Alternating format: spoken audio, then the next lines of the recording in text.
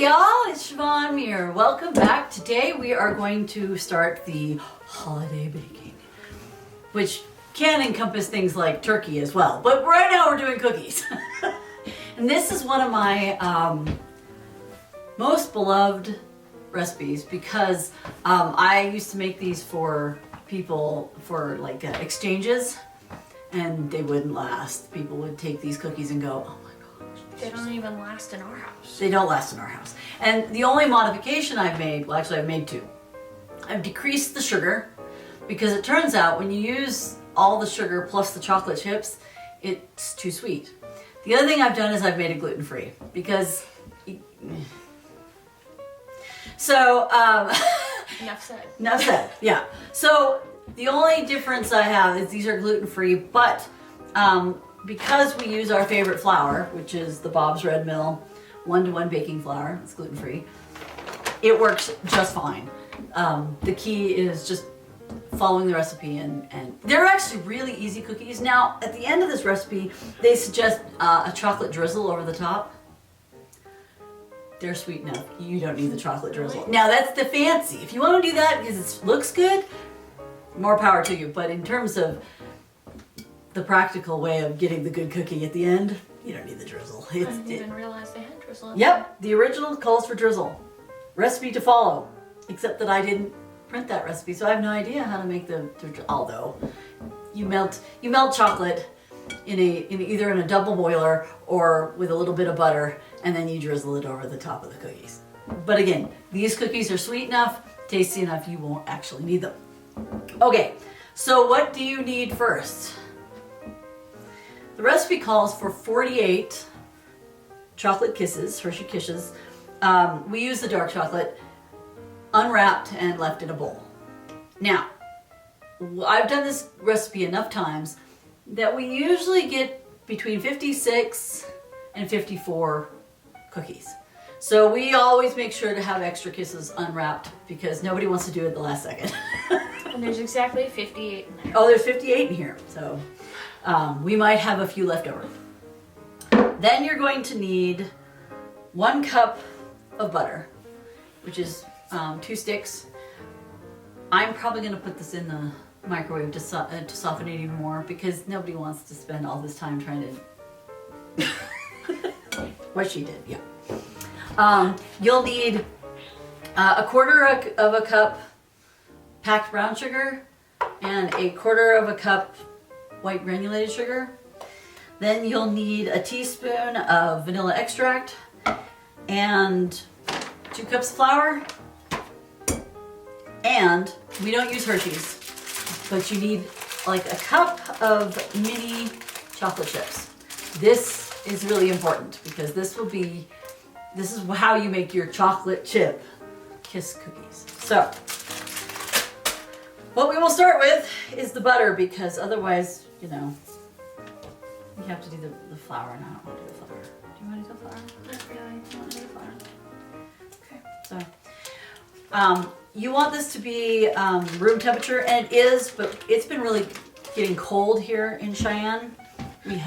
Currently we have about 6 inches of snow. Still at least. Yeah, and that started off at 9 inches, so we've gotten rid of a little bit, but we've had a big snowstorm over the Thanksgiving holiday weekend, so It was real fun. it was. I'm just grateful that the snow started after we got home. And then beat the butter, granulated sugar, brown sugar, and vanilla in a large bowl until well blended. Okay, so you're supposed to beat the butter and the sugars and one teaspoon of vanilla. We didn't get the teaspoon, did we? No, we got the vanilla. Hey, I mean, that's good, but... Start small. Half. Not a teaspoon. We are so organized today. Hey, better organized than we've been the rest of the day. Yes. Let's count our blessings. All right. I don't think this one has any salt in it. It does not. You don't add any salt with this one because the salt's already in the butter.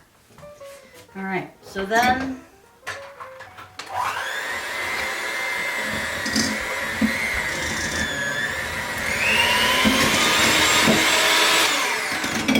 okay, you want it blended until it's pretty well mixed. And it's basically whipped butter with, you know, obviously the vanilla and the sugar in it. Then you add the 2 cups of flour. Let's add them one at a time. What? Because it'll make it easier. Don't. I mean, I'm strong, but, you know.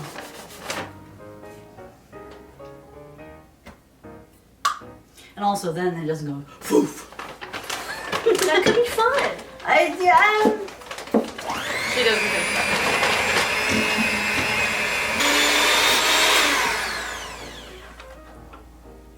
Did we lose sugar? I think it jumped out of the bowl. Well, Fancy. that is fancy. Okay, so the idea here though is to make sure it gets mixed in pretty well. We got everything in. Okay, now you add and you fold in. This is not, you're not going to use the mixer for this. You fold in a cup of mini chocolate chips. Close. Ah. They're exploding now. Exploding kittens. I knew it was coming. Because that's what my brain said too. Woo, Alright. All right. Then you add. So delicate, I know. And this is where you have to kind of work it into the dough. And it's more of folding in and encouraging it to incorporate. It's probably best to do this with a wooden spoon, but you could do it with a spatula too.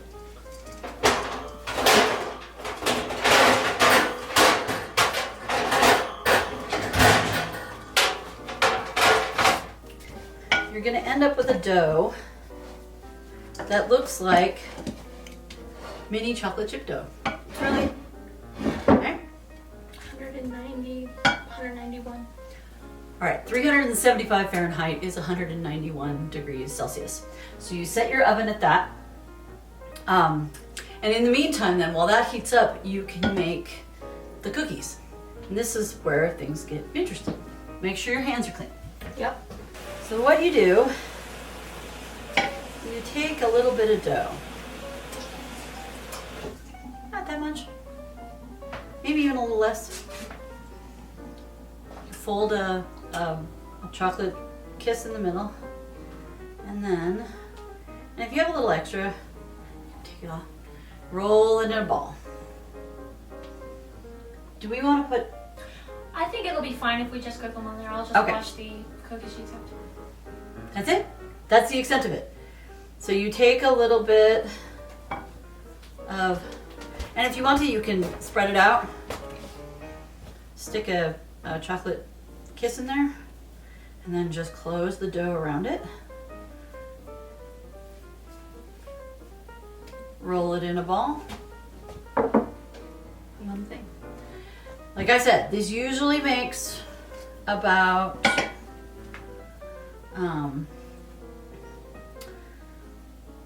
54 chocolate chip kiss cookies. And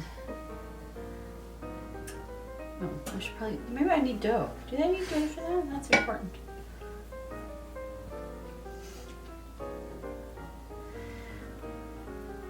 And after having done this a few times, I figured out some of the tricks to get it to... And you have no idea which way the kiss is pointing when you do this. You just kind of roll it in dough. Here, hold that for just a second.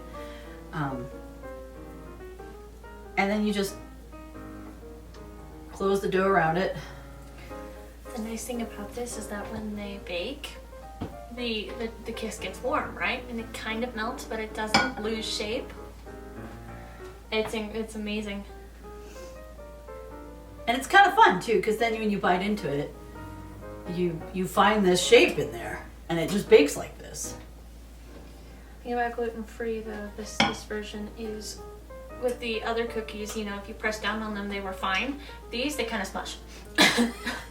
Like, if you do this, they go instead of keeping their shape. Right. So what you'll want to do is when you bake them, you'll want to let them cool until they're completely, right? Yeah, Yeah. just a little bit. I mean, is it yummy when you eat them warm? Yes. But They hold their shape better. press down on them and they go. I think it's less fun to eat a cookie that just absolutely morphs on you. Well, it'll be funny because these will be slightly flatter when they come out. They will, because of the gluten-free dough. Just a little bit, not too much, but. Not burn my hands off. Okay. All right, let's open it. Oh. Ooh, they smell good. Because the gluten-free is a little more ooey gooey, they did kind of melt a little bit. Yeah, so because they're gluten-free, they're going to crack a little bit and they're going to kind of ooze into a mound. It will not change the presentation, nor will it change the taste. And they smell really good. They smell like chocolatey goodness. Yeah. Now, with these ones, you're going to have to let them cool completely. And then you can pack them away and give them away like regular cookies. But these kind of need to set up and cool completely.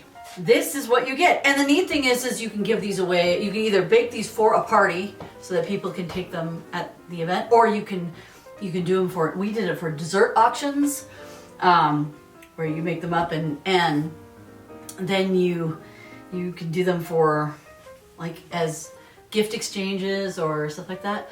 They're really handy for this, and a lot of people love them. I made this one year for a gift exchange, and then the person that got them said, "Ooh, can I have that recipe?" And I said, "Absolutely." So I sent her the recipe, and she made it exactly as the recipe says. She goes, "It didn't taste as good." I said, "Oh, I cut the sugar." When she made them again without as much sugar, it tasted really good. So I know it looks like it's not very much sugar. There's only putting in half a cup of sugar. But a half a cup of sugar for all these cookies, plus when you get the chocolate, it's gonna be sweet enough. And it actually, as my exchange partner said, it tastes better with less sugar because you already have sugar in the chocolate. So, and again, if you really want to, you can melt some more chocolate and drizzle it over the top of your cookies. I have found you don't need it, but you know, it's a fancy thing. You could choose fancy. You could also use powdered sugar. You could drop the powdered sugar for a presentational aspect, but you don't need it. So that's it. It's really a simple recipe. It's this family's all-time favorite, and we have never had complaints, so we have to give it as gifts and things like that. So, Well, you have complaints from the people who can't eat it, but. well, until I made it gluten-free. All right, so definitely subscribe to my channel, ring the bell to let you know when new videos have come up, like the video, comment, let us know if you tried it, what you thought about it, if you added the full amount of sugar or if you just decided, no, I like the way you did it better. Think of anything else? No, I think you did. That's it. All right. Well, thank you for joining us. Happy making, happy baking, happy eating, and happy reading. Bye.